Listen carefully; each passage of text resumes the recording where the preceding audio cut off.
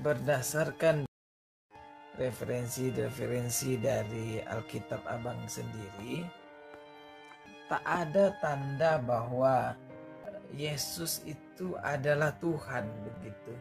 Pandanganmu dari agama apa? Islam, Bang. Oke, apa hakmu Islam yang baru ada di abad ke-7 untuk mengintervensi ajaran yang sudah ada di abad pertama? Alkitab sendiri mengatakan bahwa Kristus berkuasa atas surga dan bumi, Matius 28 ayat 18. Yesus berkata kepadaku telah diberikan segala kuasa di surga dan di bumi. Segala sesuatu itu ada di bumi dan ada di surga. Dia telah menjadi penguasa atas surga dan bumi. Lalu apa yang di luar itu?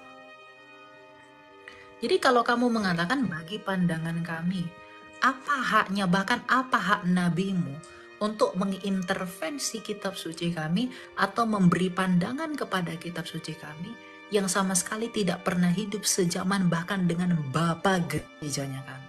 Sekarang saya tanya, firman kamu dengan tubuhmu sama atau ada yang lebih tinggi lebih rendah? Yesus, Yohanes 1:14, dia adalah firman-Nya Bapa. Bukan cuma kamu, bahkan Tuhanmu sendiri di dalam kitab sucimu itu salah paham dengan ketritunggalan kami. Dia mengatakan 3 dari 3. Kami tak pernah menyebut 3 dari 3. Kalau kamu salah paham, tidak bisa mengerti ayat ini, itu wajar. Kenapa? Karena sesembahanmu pun gak bisa mengerti, apalagi kamu. Kalau Quranmu adalah firman Allahmu yang jadi buku, maka Yesus Kristus adalah firman Bapa yang menjadi manusia. Nabi itu diutus dulu baru dilahirkan atau dilahirkan dulu baru diutus?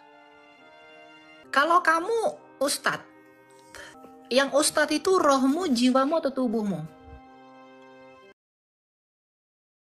Jawaban menohok Elia Miron untuk klaim ustadz. Yesus itu bukan Tuhan, tetapi hanya utusan menurut Alkitab. Mari Bapak Ibu Saudara luangkan waktu menonton sampai tuntas agar mendapatkan kesimpulan yang sangat baik dari penjelasan Elia Miron berikut ini. Silakan Metra, Fandi. Fandi ingin tanya begini, Bang. Kristus di atas segalanya, karena Bang buat judul begitu. Tapi berdasarkan referensi dari Alkitab Abang sendiri, tak ada tanda bahwa Yesus itu adalah Tuhan begitu. Menurut pandangan kami nih gitu, Bang. Nanti kan Abang bisa jelaskan sendiri. Pandanganmu dari agama apa?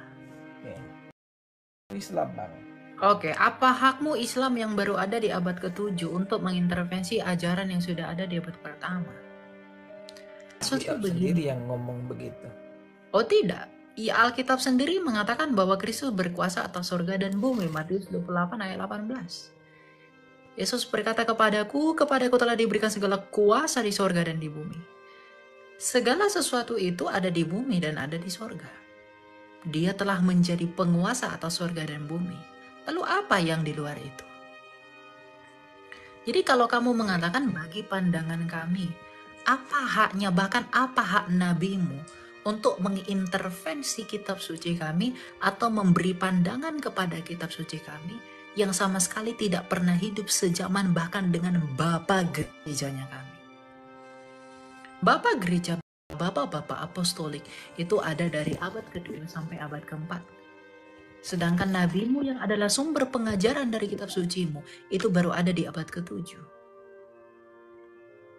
Jadi kalau kamu mengatakan menurut kami, kamu harus menyadari, brother, kitab sucimu sekalipun itu tidak punya arti ketika dia mengintervensi iman kami. Karena jaraknya begitu jauh.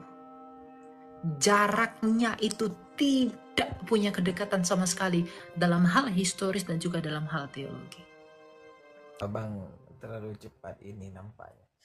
Saya ya memang harus cepat.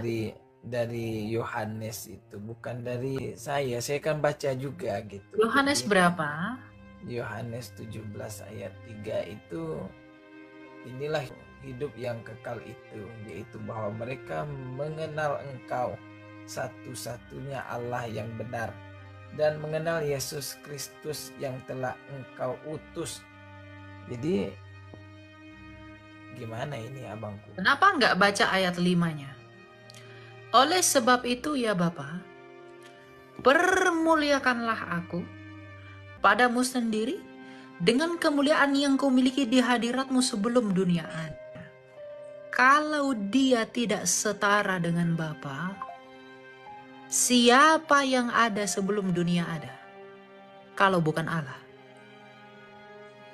Jadi, kamu menalar ayat itu tidak nyampe, brother. Makanya kamu tidak baca Alkitab itu secara holistik. Kenapa tidak baca ayat 5? Kamu mengatakan, oh Allah itu sudah ada sebelum, oke, bla bla bla bla. Oke, berarti Allah sang Bapa. Kenapa nggak baca ayat 5? Permuliakanlah aku dengan kemuliaan. Dia sudah memiliki kemuliaan sebelum dunia ini ada.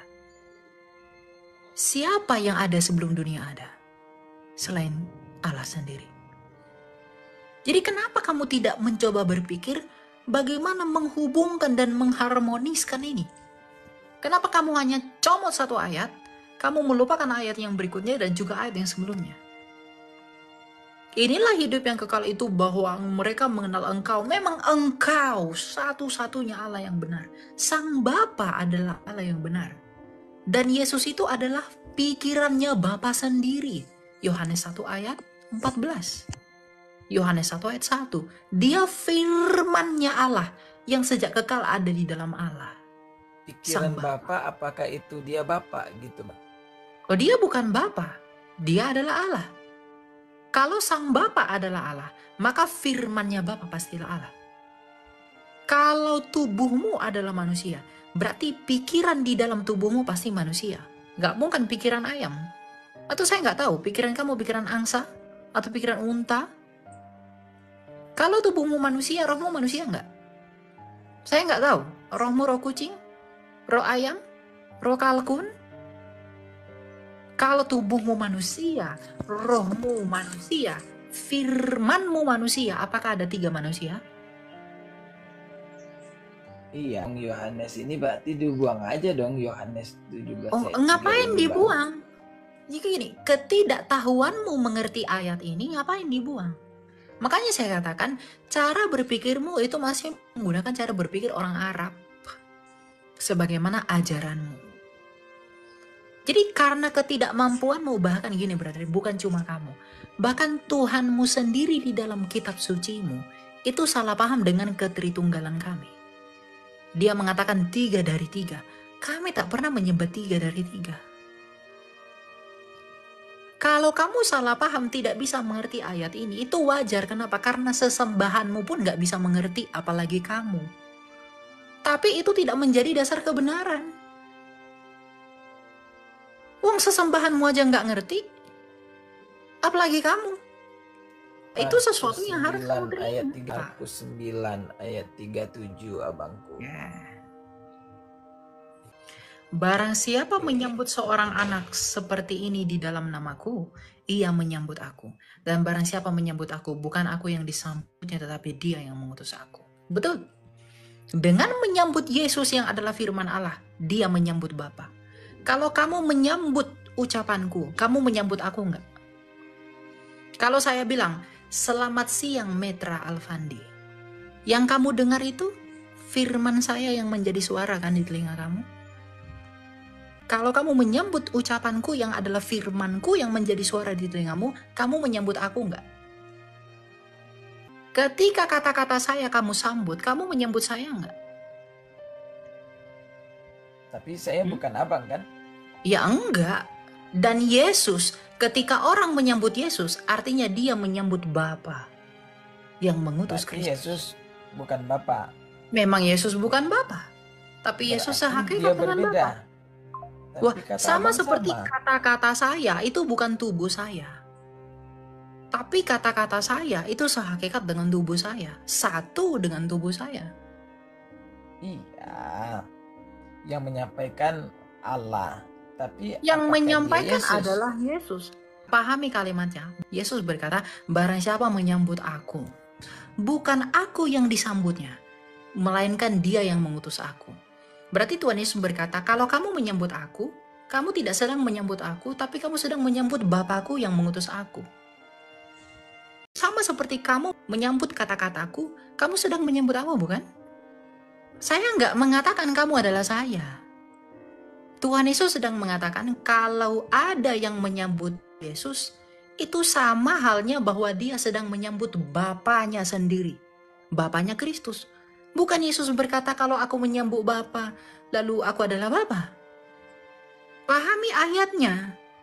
Baca Ya, dengan justru karena saya pahami itu, saya enggak, mengatakan pemahaman kamu bahwa salah. apakah Yesus Ketika saya jadi mengatakan jadi dia yang di atas segalanya, berarti ada yang di atas Yesus kan, berarti kalau begitu abangku. enggak ada yang di atas Yesus. Tuh. Jadi maksudnya ini dua-dua yang tadi Yohanes 17:3. Oke, sekarang Markus saya tanya. 9:37, Firman sekarang kamu begitu. dengan tubuhmu sama atau ada yang lebih tinggi lebih rendah? Yesus, Yohanes 1:14, dia adalah firman-Nya Bapa. Dia adalah Dia bukan firman Bapa, kan? Bapa. Ini bukan tentang lebih tinggi lebih rendah. Ini tentang hypostasisnya Allah itu. Tentang penyataan. Makanya nalar kamu di ayat ini nggak sampai. Justru di ayat ini, kamu menalar ayat ini dengan lebih tinggi lebih rendah. Padahal ini tentang apa? Tentang penyataan Allah. Kan Yesus berkata, kalau kamu menyambut aku, kamu sedang menyambut Bapa. Sama seperti ketika dia berkata kepada Filipus, ketika Filipus bertanya kepada Yesus, tunjukkanlah kepadaku Bapa itu. Apa kata Yesus? Kalau kamu melihat aku, kamu melihat Bapa. Tuhan Yesus berkata, kamu melihat aku, kamu melihat Bapa. Tapi bukan dia sedang berarti bahwa dia adalah Bapa. Tapi karena akulah gambaran Bapa, maka ketika kamu melihat aku, Kolose 1:15, dia adalah gambaran Allah yang tidak kelihatan. Tapi karena dia adalah gambaran Allah itu, maka ketika kamu melihat aku, kamu sedang melihat Bapa. Maka Tuhan Yesus berkata begini, kalau kamu menyambut aku, kamu menyambut Bapakku. Ini bukan lebih tinggi, lebih rendah, tapi tentang pernyataan Allah. Bagaimana pernyataan Allah? Allah menyatakan dirinya sama seperti melalui firman-Nya. Sama seperti kamu. Kamu menyambut kitab sucimu. Katakanlah karena kamu Muslim itu Quran. Kalau kamu tidak menyambut kitab sucimu, artinya kamu tidak menyambut Allahmu kan? Kalau kamu menolak Quranmu, kamu menolak Allah enggak? Bagaimana kamu mengenal Allahmu tanpa Quran? Bisa nggak kamu beriman sama Allahmu tanpa Quranmu? Demikian pun kami tidak bisa beriman kepada Sang Bapa tanpa Kristus. Kalau Quranmu adalah firman Allahmu yang jadi buku, maka Yesus Kristus adalah firman Bapa yang menjadi manusia. Kamu nggak mungkin bisa kenal Allahmu tanpa Quranmu kan? Kamu beriman kepada Allahmu dari Quranmu kan? Quranmu itu firman Allahmu kan? Tapi bukan berarti firman Allahmu itu adalah Allahmu itu. Kalau kamu menolak Quranmu, kamu bisa nggak mengenal Allahmu? Nggak bisa. Kami pun nggak bisa mengenal Bapa kami tanpa Yesus Kristus. Cuman jadinya Yesus kalaupun statusnya berarti dia bisa juga bukan Tuhan. Kalau begitu, kenapa dia bisa juga bukan Tuhan? Karena memang hakikat dari Nabi pun juga bisa begitu. Hakikat Sama Nabi dengan apa? penjelasan abang. Ya Nabi tugasnya untuk memperkenalkan orang kepada Tuhan. Nabi itu diutus dulu baru dilahirkan atau dilahirkan dulu baru diutus? Dilahirkan dulu baru diutus, sama kayak Yesus. Yesus, enggak. Yesus itu diutus dulu baru dilahirkan. Baca Yohanes 1:14. Yohanes 1:1. Yohanes 8:22. Yohanes 8:23. Dia diutus dulu baru dilahirkan. Bukan dilahirkan dulu dia diutus. Berarti sebelum dia dilahirkan oleh Maria, dia sudah diutus. Iya, dia sudah ada di dalam Bapa. Yang bertemu Diutus. dengan Musa di Yang perjanjian lama mengutusnya itu kan siapa? firman. Yang Bagaimana? mengutusnya siapa? Yang Sang mengutusnya, Bapa. Bang? Bapaknya. Ya, berarti Bapaknya yang yang mengutus Tuhan dia. Bapak dong. Lo arti Tuhan itu apa? Kan penguasa. Kalau Bapa adalah Tuhan, firmannya Bapa dan rohnya Bapa Tuhan nggak? Iya, berarti yang Tuhan. Ya sudah, berarti Yesus adalah Tuhan karena Bapa juga adalah Tuhan. Rohnya Bapa pastilah Tuhan juga karena Bapa adalah Tuhan. Berarti sebelumnya Yesus diutus lebih dulu. Oke, kita pakai nih jalan pikiran Abang. Yesus itu diutus dulu, baru dia datang ke dunia menjadi manusia. Jadi datangnya dia menjadi manusia itu karena diutus dulu, karena sebelumnya dia bukan manusia. Firman Allah menjadi manusia itu adalah bukti bahwa memang Yesus itu mulanya bukan manusia. Ketika dia menjadi manusia, berarti sebelumnya dia bukan manusia. Ya, maka dia ketika diutus. firman Allah itu yang datang, mengutus siapa? Yang Bapa. mengutus Sang Bapa. Tadi saya sudah mengatakan yang mengutus adalah Sang Bapa. Karena Sang Bapa adalah Tuhan, maka firman-Nya Bapa pastilah Tuhan dan rohnya Bapa pastilah Tuhan. Kalau kamu ustadz, yang ustadz itu rohmu, jiwamu, atau tubuhmu? Ustadz itu kan gelar, Tuhan juga gelar. Mana yang ustadz? Punya gaya kau. Belajar lebih banyak ya, biar kamu semakin kuat, semakin teguh.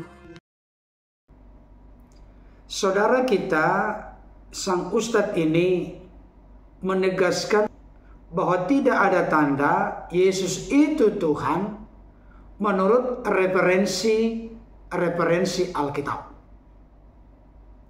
Saya pikir ini merupakan sebuah konklusi atau kesimpulan yang tidak berdasar sama sekali.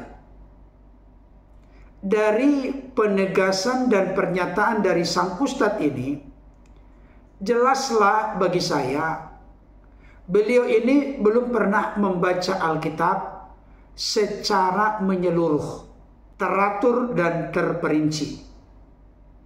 Bisa saja kemungkinan pernyataan seperti ini muncul oleh karena beliau menyaksikan atau mendengarkan dari apologet dan polemikus yang seiman dengannya, sehingga dengan mudah membuat pernyataan tetapi sama sekali melenceng atau menyimpang dari kebenaran Alkitab. Kenapa saya katakan demikian? Oleh karena di dalam Alkitab, khususnya kitab-kitab Injil, baik itu Matius, Markus, Lukas, Yohanes, ada banyak orang yang menyebut, menyeru, memanggil Yesus itu Tuhan, bahkan memohon pertolongan kepada Yesus dengan menyebutkan Tuhan. Yesus sama sekali tidak pernah menolak sebutan pengakuan permohonan mereka. Dengan kata lain, Yesus menerima pengakuan mereka bahwa Dia adalah Tuhan. Bahkan ayat yang sangat eksplisit dinyatakan di dalam Yohanes 13 ayat 13 sampai 14. Kamu menyebut aku guru dan Tuhan, dan katamu itu tepat, sebab memang akulah guru dan Tuhan. Jadi jikalau aku membasuh kakimu, aku yang adalah Tuhan dan gurumu, maka kamu pun wajib saling membasuh kakimu. Tidak ada keraguan sedikit pun dari ayat ini.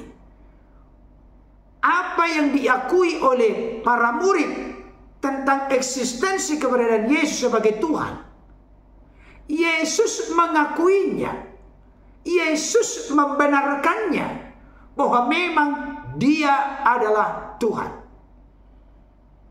Tadi saudara kita Elia Miron sudah mengutip dari Matius 28 ayat 18. Yesus mendekati mereka dan berkata, "Kepadaku telah diberikan segala kuasa baik di sorga maupun di bumi." Perhatikan baik-baik kata-kata segala kuasa baik di sorga maupun di bumi telah diberikan kepada Yesus. Dengan kata lain, Yesus adalah pribadi yang terkemuka di dunia dan di akhirat. Yesus adalah pribadi yang mana kepadanya diberikan segala kuasa baik di sorga maupun di bumi. Segala kuasa itulah yang dalam istilah kekristenan disebutkan segala ketuhanan. Dialah junjungan, dialah raja, dialah Tuhan di atas segala Tuhan, dialah Tuhan. Ini sudah sangat eksplisit. Bahkan saudara kita Ustadz ini mengatakan bahwa Yesus itu hanya utusan. Kami tidak pernah menolak Yesus itu sebagai utusan, tapi bukan hanya utusan, bukan hanya rasul, bukan hanya nabi. Tapi Yesus itu adalah Mesias, anak Allah yang hidup, sang firman atau firman hidup, Tuhan, juru selamat, dan masih banyak lagi gelar-gelar yang lain. Dan saya ingin tegaskan apa yang dikatakan oleh Elia Miron tadi sudah sangat jelas, tapi tidak mampu, tidak sanggup, tidak bisa ditangkap oleh sang ustadz ini. Penjelasan yang sudah sangat sederhana. Kalau nabi, rasul, imam, raja dilahirkan dulu baru diutus. Tetapi Yesus sebagai utusan berbeda dari semua utusan yang lain. Oleh karena apa? Diutus dulu ke tengah-tengah dunia, baru mengenakan tubuh kemanusiaan lewat proses dikandung Bunda Maria dan dilahirkan serta hidup 33,5 tahun di dunia ini, kurang lebih 2000 tahun yang lalu. Jadi kalau Nabi di dalam perjanjian lama, mereka diutus untuk menyampaikan kebenaran Allah. Jadi orang dipanggil menjadi nabi. Kalau Yesus berbeda, firman yang jadi orang. Karena sebelum Yesus itu mengenakan tubuh kemanusiaan, Yesus telah punya kemuliaan di hadirat Bapa. Bahkan Yesus telah dikasihi oleh Bapa sebelum dunia dijadikan, sebelum dunia ini ada. Yesus itu memiliki kekekalan dalam eksistensi kekal sebagai firman yang bersama-sama dengan Allah. Bahkan Yohanes pasal 8 ayat 42 jelas berkata, "Aku telah keluar dan datang dari Allah." Kalau Yesus yang keluar dan datang dari Allah, tentu bukan berbicara tentang tubuh fisik jasmani kemanusiaan.